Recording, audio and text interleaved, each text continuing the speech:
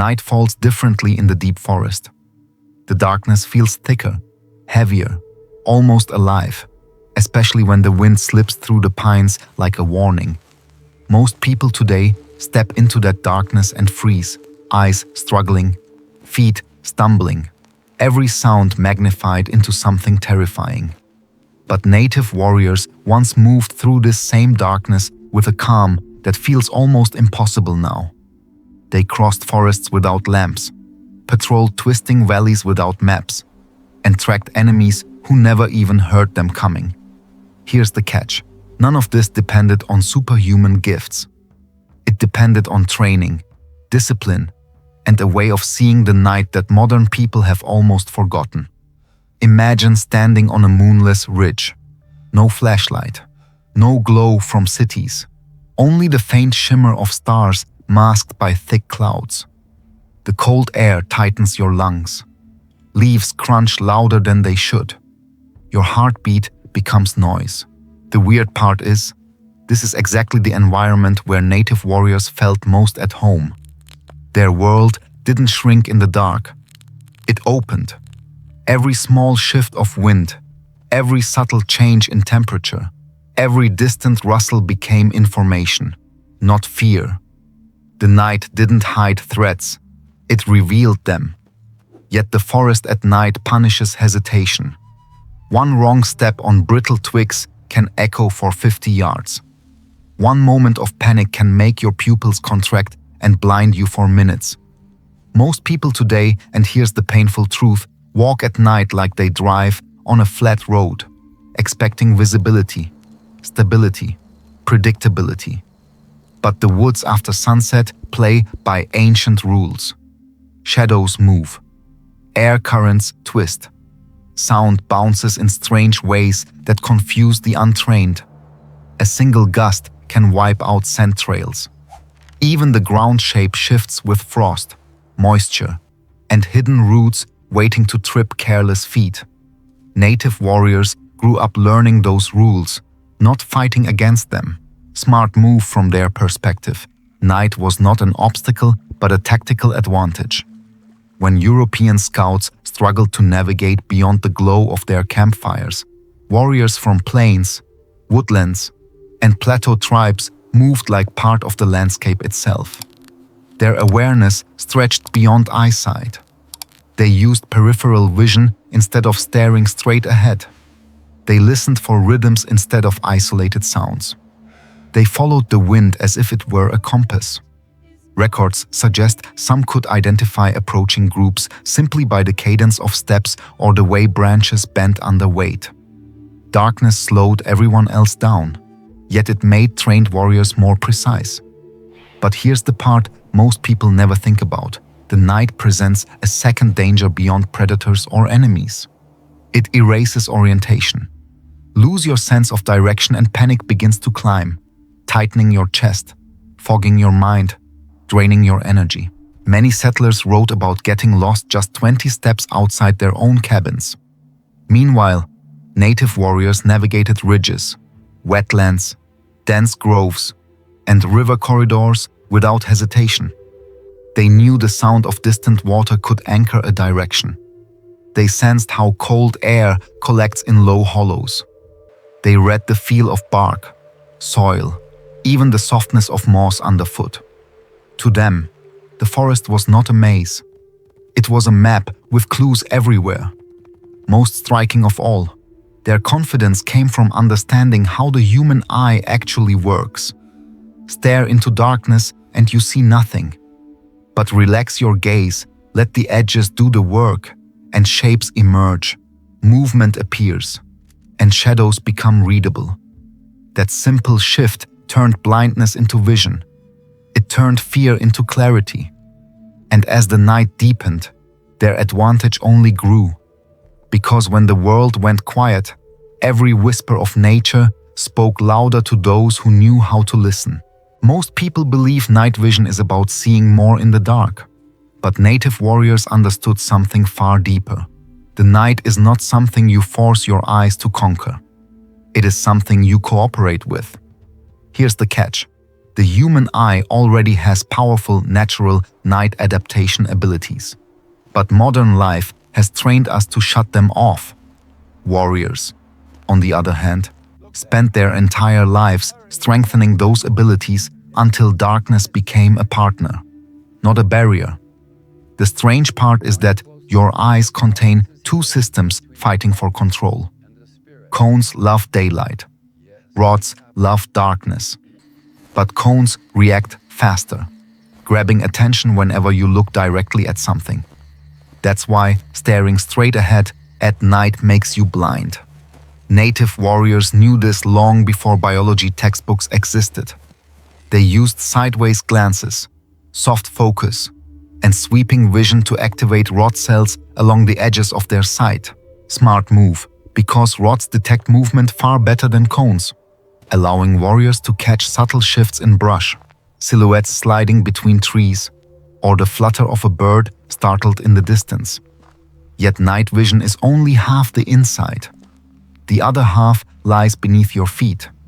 Most people assume navigation is about sight, but warriors learned to navigate the forest using touch, pressure, and rhythm.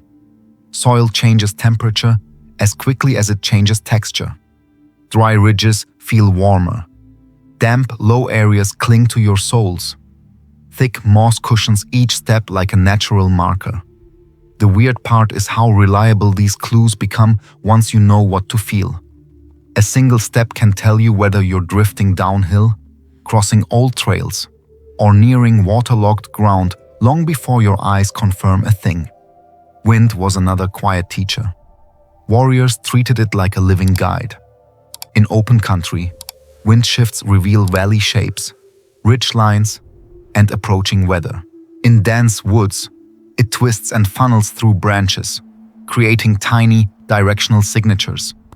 Most people ignore them, but warriors read them like a second compass. Historical accounts describe scouts identifying a river ahead simply by the cooling of the breeze, or sensing cliffs nearby when gusts rebounded like soft echoes. Here's the surprising part. The forest speaks in patterns, not guesses. Learn the patterns and night navigation becomes almost effortless. But the most brilliant insight came from understanding sound. In daylight, your brain filters noise. At night, it amplifies it. Warriors trained their ears to separate the layers. Background insects as the bass rhythm, wind as the moving chorus, and distant disturbances as sudden disruptions. The quieter the forest, the more detailed the soundscape became. A single twig snapping didn't just mean something moved, it meant how heavy, how fast, and from which direction. Many tribal narratives describe scouts distinguishing between deer, wolves, and humans long before seeing them. Not magic, just mastery of sensory data most people never pay attention to. And the forest encoded information in smells too. Moisture rises before dawn, carrying the scent of water. Crushed pine indicates recent movement. Damp earth marks low ground. Dry grass tells you you're drifting toward exposed ridges. Warriors didn't depend on one sense. They blended them, cross-checking vision with touch, sound with wind, and smell with soil. The combined effect made the night predictable, even readable. Here's the real aha moment. Native warriors weren't navigating the night. They were negotiating with it, listening, sensing, adjusting, and responding. Darkness wasn't an enemy to defeat. It was a system to understand, a network of clues that rewarded those who paid attention. Once you realize that, the night stops feeling hostile. It becomes a place of information, structure, and quiet guidance, exactly the insight that allowed warriors to move where others stumbled. Tools for moving through the night were rarely objects carried in the hand. They were skills, habits, and sensory techniques that turned the human body into a navigation system. Most people imagine warriors relying on weapons or torches. But here's the catch. Light ruins night vision, and noise ruins stealth. so the most important tools were invisible ones, built through repetition until they shaped every step, every breath, every decision. The foundation of everything was dark adaptation. Warriors protected their night vision like treasure. They avoided looking directly at flames. They kept their eyes half-lidded when around firelight.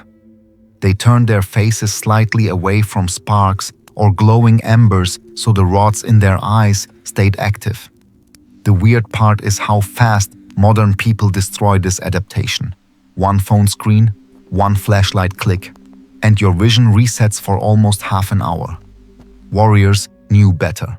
They let their eyes settle into darkness slowly, sometimes closing one eye near campfires so they could open it later with full night vision preserved. It sounds simple, but it gave them an immediate advantage the moment they stepped away from camp. But night travel demanded more than vision. Feet became the first line of information. Silent walking, the signature tool of many tribes, relied on stepping edge first, the outside blade of the foot testing the ground before weight committed. This simple technique reduced noise, prevented sprained ankles, and revealed the surface texture before the body moved forward. Smart move, because in darkness, sound is a louder enemy than distance. Warriors trained themselves to distribute weight slowly, letting the ground speak before taking the next step. Dry twigs warned them. Loose stones whispered. Soft soil welcomed. Even shallow dips signaled water runoff or animal paths. Feet were not just limbs, they were sensors. Hands served a different purpose. Warriors extended them slightly forward or to the side, not like someone groping for support, but like someone reading invisible lines in the air. A shift in pressure meant open space ahead. A sudden cool drop signaled proximity to water. A faint warmth meant a clearing or exposed rock catching the last stored heat of the day. The strange part is how sensitive human skin actually is in darkness. Warriors trained to use it intentionally, brushing bark lightly, dragging fingers through low brush, feeling for changes in branch height to map the terrain without seeing it. Still, some tools were more tactical. Trails built intentionally for night movement were one of the most underrated systems.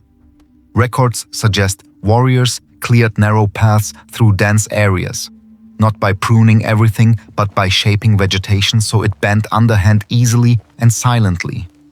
No branches at face height. No deadfall that snapped under pressure. These weren't obvious trails during the day, but at night they functioned like invisible highways. The clever part, they often curved strategically, allowing scouts to vanish into darkness or intercept intruders who followed predictable straight routes. Sound discipline was another tool, and it went far beyond be quiet. Groups synchronized breath patterns so no one gasped or inhaled sharply at the wrong moment. They timed movements with wind gusts, letting rustling leaves mask their steps. They paused together, moved together, and listened together. Silence wasn't simply the absence of noise, it was a coordinated practice. Warriors could freeze instantly when the forest shifted tone, then resume moving in perfect rhythm with nature's background noise. Most people today never learn this. Warriors treated it like training for a musical ensemble where the forest provided the score. Wind reading was a tool of its own. Warriors carried small tufts of down or crushed leaves tucked in belts. A light release into the air revealed airflow direction in total darkness. Combined with knowledge of how wind behaves across valleys, ridges, or water surfaces, this allowed them to track orientation without seeing the horizon. Here's the brilliant part. Wind direction changes predictably throughout the night. Warriors memorized these cycles the way sailors memorize tides. And, of course, their ears were sharpened into precision instruments.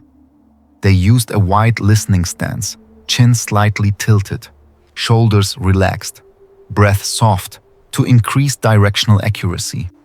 Human hearing improves dramatically when the body is still. Warriors turned stillness into a tool. A broken rhythm meant movement. A fading echo meant distance. A high chirp meant elevation change. Sound was more than noise, it was a map unfolding in the dark. Each tool worked on its own, but the power came from weaving them together. Sight, touch, wind, sound, and memory forming one integrated system. That system allowed warriors to walk, trek, and navigate through darkness with quiet confidence, while others stumbled with fear and confusion. Silent walking became more than a technique. It became a way of traveling through the night where every movement carried intention. Most people today rush their steps, assuming speed equals progress. But native warriors understood the opposite. The slower the movement, the faster the awareness. Here's the catch. Night navigation rewards patience, not strength. Every behavior they practiced flowed from this truth. A journey often began with a simple ritual, letting the body settle into the dark. Warriors paused at the forest edge, breathing deeply, allowing their ears to stretch outward and their eyes soften. This wasn't hesitation. It was calibration. The darkness needed a moment to reveal its shape, and the warrior needed a moment to sync with it. The weird part is how quickly the forest responds when you become quiet. Insects resume their rhythm. Small animals forget you're there. Even the wind settles into patterns you can read. Warriors treated this first stillness as opening a conversation with the land before taking the first step. Movement unfolded in a sequence. Edge of foot touches. Weight shifts slowly. Heel settles last. The signature silent walking step made every stride a test. Warriors listened to the feedback. Crackling twigs meant adjust direction. Soft leaf beds meant progress. Dense underbrush meant danger of noise. They positioned their bodies low, knees bent slightly, center of gravity controlled. Smart move because a low center of gravity reduces footfall noise, improves balance, and allows for instant changes in direction if a sound emerges or the ground shifts. Navigation at night demanded constant micro-corrections. Warriors didn't walk in straight lines. They walked in gentle arcs, adjusting their path based on soil texture, wind pressure, humidity changes, and the slope beneath their feet. A slight coolness indicated a downhill drift. A faint dryness suggested a ridge. A tiny echo of unseen stones hinted at nearby cliffs. Instead of fighting the environment, they let it guide them. The forest becomes shockingly predictable once you understand how terrain shapes temperature and sound. Hands added another layer of intelligence. Warriors brushed low shrubs lightly, checking direction without looking. They trailed fingers along tree trunks to gauge moss growth or bark patterns that revealed orientation. Subtle details mattered. For example, bark on the north side of certain trees often feels rougher or retains more moisture. Moss grows thicker on shaded sides. Warriors didn't memorize these things like rules. They learned them through experience until their instincts recognized them without conscious thought. Their hearing shaped their pace. When owls called steadily, it meant the woods were calm. When insects went silent, danger or movement followed. Warriors paused every time the forest stopped talking, listening for the break in rhythm that revealed a predator, an approaching group, or even an injured animal. This pause wasn't dramatic. It lasted only seconds, but it transformed night travel into a dialogue between the warrior and the land. Smell also guided behavior. Damp soil meant water ahead. Pine resin hinted at old burns or broken branches. A faint musk might reveal deer. Smoke from distant fires carried direction depending on humidity and wind. Warriors wove smell into their navigation as naturally as others read street signs. They didn't need to see a river to know where it flowed. The scent of moisture along routes and the cooling air currents told them long before they reached the banks. When moving in groups, coordination mattered even more. Warriors used breath signals, barely audible exhalations that conveyed warnings or direction changes. They stepped in staggered patterns so no 2 feet landed at the same time, preventing rhythmic noise that predators could track. The brilliant part, groups moved silently not because each person was perfect, but because they behaved like one organism. If one paused, all paused. If one sensed danger, all adjusted. It created a harmony of movement rarely achieved by untrained teams. Tracking enemies or game at night demanded another behavior entirely, listening to movement rather than looking for shapes. Warriors tracked by rhythm recognition, identifying species by their gait patterns. Humans step in pairs. Deer step in sequences. Predators move low and rhythmic. The forest becomes a sound map when you know these differences. Every behavior, pausing, testing, listening, brushing, adjusting, built a system of night travel that looked effortless but required discipline. Warriors didn't conquer the night. They adapted themselves to it, letting the darkness reveal pathways that only patience and awareness could unlock. The real power of silent walking wasn't just moving quietly. It was what that quiet movement gave back, a level of awareness, safety, and confidence that most modern people never experience. Most assume night travel is a gamble, a risky choice where vision fails and danger grows. But here's the catch. When you understand the night the way native warriors did, the darkness becomes predictable, even protective. The benefits weren't abstract. They were practical, measurable, and often life-saving. The first benefit was efficiency. Warriors wasted no movement. Every step carried purpose. Every pause revealed information. Most people burn energy fighting the dark, tripping over roots, stopping to orient themselves, reacting to every unexpected sound. Warriors conserved energy by letting the forest guide them. Weird part, they often covered more stable ground at night than untrained groups did during the day. Smooth travel came from consistent awareness, not constant speed. A second benefit was stealth. Silent walking transformed bodies into shadows. Night vision ensured they didn't need torches or bright fires. Weight-shifting steps eliminated the snapping of twigs. Sound discipline kept breath steady and controlled. Together, these habits created near invisibility. Historical accounts note scouts approaching within a few feet of enemies who never sensed them. The forest itself became their cover, not because they hid, but because they blended with its rhythms. A third benefit was safety. Most people fear predators more at night, but warriors felt safer because they could anticipate them. Recognizing animal gait patterns meant deer, bear, or wolves were identified long before they were seen. Reading wind patterns revealed where the scent was drifting toward danger. Listening for breaks in the nocturnal rhythm warned them of human movement. Smart move, because safety comes from information. And night provided more information than daylight once they learned how to read it. A fourth benefit was navigation accuracy. Darkness forces attention to details daylight hides.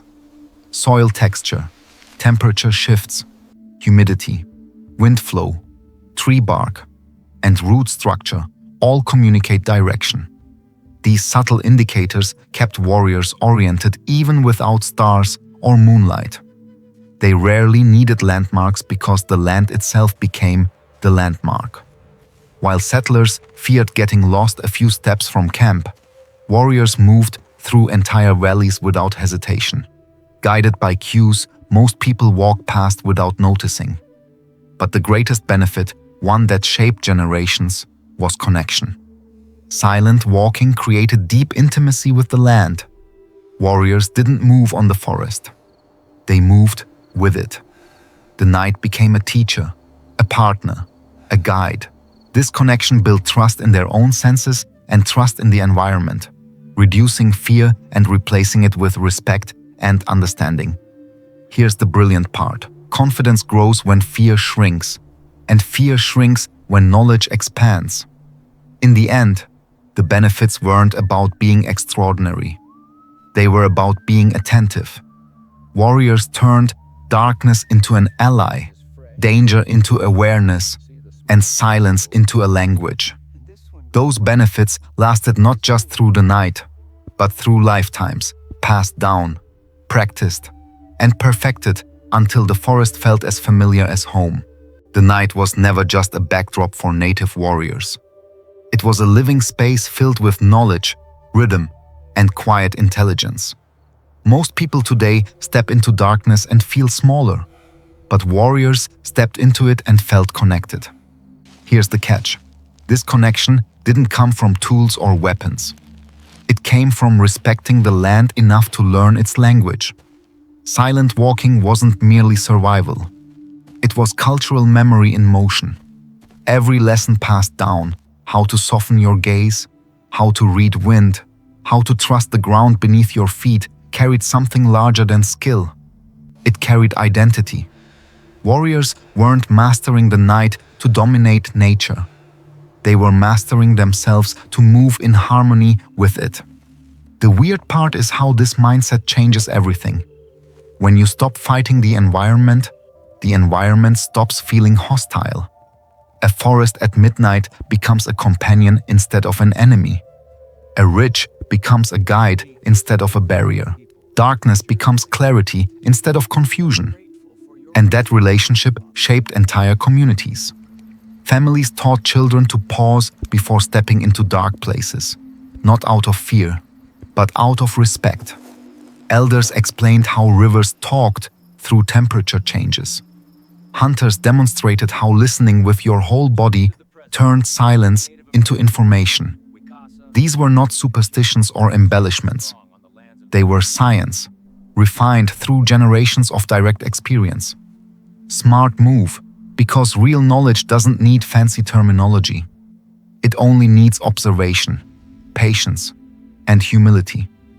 The remarkable part is how relevant these teachings remain today. Modern life has made people louder, faster, and more distracted. We flood the night with artificial light, drown forests with noise, and forget the small cues that once guided human survival. But indigenous knowledge reminds us that the natural world still speaks clearly if we choose to listen. Silent walking is more than a technique for navigating darkness. It is an invitation to slow down, feel the ground again, and recognize that our senses are capable of far more than we allow them to be. Reclaiming this knowledge isn't about imitating the past. It's about honoring a worldview that understood balance long before sustainability became a modern buzzword. The night teaches patience. The wind teaches direction. The forest teaches awareness. And native wisdom teaches that we thrive not by overpowering nature, but by aligning with it. That is the legacy carried by silent walking, a legacy of presence, discipline, and quiet harmony. A reminder that the world becomes clearer when we stop forcing clarity. A reminder that the night is not empty. It is full. And as we honor that legacy, we honor the people who mastered it, not as shadows in history, but as scientists of their landscape, guardians of deep ecological intelligence, and teachers whose lessons still matter today. Protect indigenous knowledge. Learn from it. Walk with the land, not against it. Because the night reveals its secrets only to those who step gently enough to hear them.